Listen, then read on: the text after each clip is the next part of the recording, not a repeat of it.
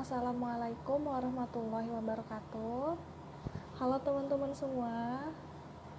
Perkenalkan, saya Cindy Maharani Safitri, biasa dipanggil Cindy. Saya berasal dari program studi Sarjana Terapan Gizi Poltekkes Kemenkes Yogyakarta.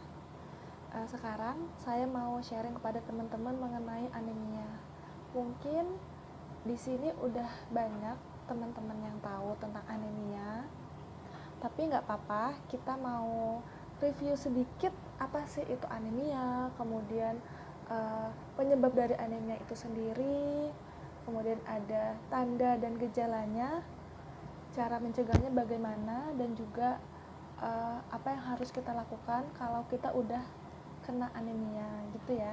Jadi kita akan sedikit refresh pikiran kita mengenai anemia ini agar lebih paham dan juga untuk menambahkan wawasan kita lagi. Yang pertama kita akan membahas definisi dari anemia. Apa itu anemia? Anemia itu suatu keadaan di mana kadar hemoglobin atau sel darah merah di dalam tubuh kita itu ada di bawah batas normal atau rendah. Jadi secara garis besarnya anemia ini dibagi dua. Ada anemia hiokromik mikrositik, yaitu yang disebabkan oleh kekurangan zat besi. Kemudian yang kedua ada anemia megaloblastik atau yang disebabkan oleh kekurangan asam folat dan vitamin B12. Nah, anemia ini bukan suatu penyakit utama. Jadi anemia ini efek atau akibat samping dari keadaan tubuh karena penyakit tertentu. Anemia ini bisa terjadi di semua usia dan juga jenis kelamin, mulai dari bayi, anak-anak, remaja hingga dewasa. Namun pada umumnya banyak diderita oleh wanita, remaja dan juga ibu hamil. Apa aja sih penyebab dari anemia? Nah, anemia ini disebabkan karena defisiensi besi. Penyebab dari peningkatan kebutuhan besi saat masa pertumbuhan, kemudian menstruasi, juga kehamilan.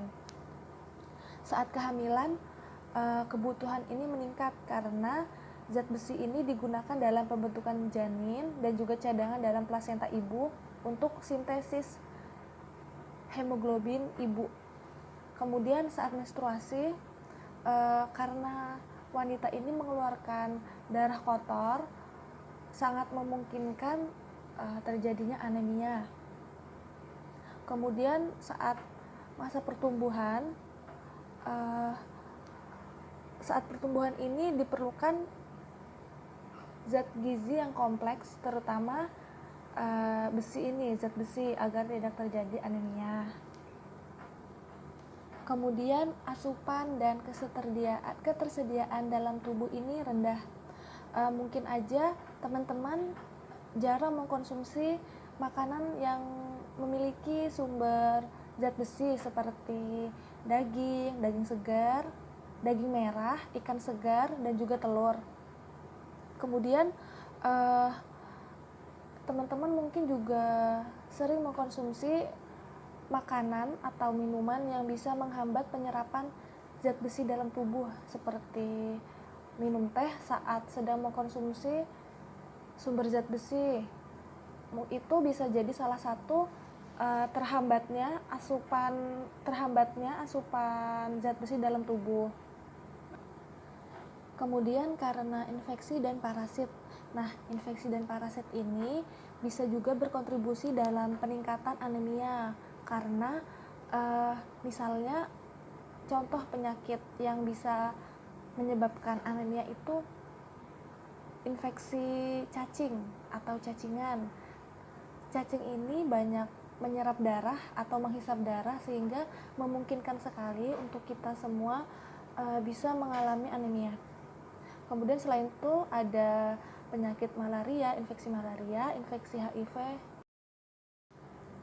Kemudian ada tanda dan gejala anemia. Jadi apa aja tanda dan gejala anemia itu?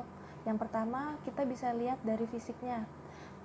Mungkin teman-teman sendiri bisa merasakan kalau teman-teman ini uh, punya anemia atau enggak dari penampakan fisik saja, kayak misalnya mudah lelah, kemudian badan ini terasa lemah, kurang energi, nafsu makannya menurun, konsentrasinya menurun, kemudian bisa sering merasakan sakit kepala, dan ketika duduk saat mau berdiri itu teman-teman ngerasa berkunang-kunang. Nah, itu bisa menjadi gejala dari anemia itu. Dampak anemia. Anemia ini punya dampak buruk pada kesehatan penderitanya, terutama pada golongan rawan gizi seperti anak balita, anak sekolah, remaja, ibu hamil, juga ibu menyusui. Anemia bisa menyebabkan daya tahan tubuh kita ini menurun, sehingga kita bisa rentan terhadap keracunan, kemudian rentan terhadap penyakit infeksi. Karena menurunnya daya tahan tubuh dapat mengganggu produktivitas kerja kita tentunya. Nah, untuk ibu hamil yang mengalami anemia, ini sangat erat hubungannya dengan kejadian BBLR atau berat bayi lahir rendah, dan juga peningkatan resiko kematian ibu dan bayi. Nah, selanjutnya kita masuk nih ke cara mencegah anemia. Cara mencegah anemia itu yang pertama, meningkatkan konsumsi makanan bergizi yang sesuai dengan program pemerintah, yaitu isi piringku. Nah, itu teman-teman bisa cek di Google, isi piringku itu gimana sih gitu ya. Nah, kemudian yang kedua, makan makanan yang banyak mengandung zat besi dari bahan makanan hewani juga nabati. Kalau dari hewani itu ada daging merah, ikan, ayam, hati, telur. Kalau untuk nabati, teman-teman bisa makan sumbernya itu dari sayur-sayuran yang warnanya hijau. Sayuran apapun itu yang berwarna hijau tua seperti bayam, kemudian ada daun singkong, kemudian ada kacang-kacangan dan juga olahannya seperti tempe. Terus yang ketiga, makan sayur-sayuran juga buah-buahan yang mengandung tinggi vitamin C, misalnya jeruk, tomat, jambu biji, juga nanas dan pepaya. Oh iya, untuk sayur-sayuran itu ada daun katuk, itu juga tinggi zat besinya karena juga warnanya hijau tua ya.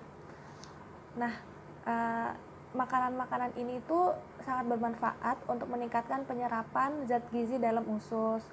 Kemudian selanjutnya itu menambahkan pemasukan zat besi ke dalam tubuh dengan tablet tambah darah atau TTD. TTD ini udah masuk ke program pemerintah atau program Kementerian Kesehatan. Jadi di puskesmas udah bisa kita dapatkan. Makasih banyak buat teman-teman yang udah meluangkan waktunya untuk menyimak materi ini. Semoga apa yang kita dapatkan hari ini bisa bermanfaat, tentunya untuk diri pribadi. Kemudian jika ada yang memerlukan informasi ini, kita bisa sharing kepada orang-orang sekitar. Itu saja yang mungkin bisa saya sampaikan.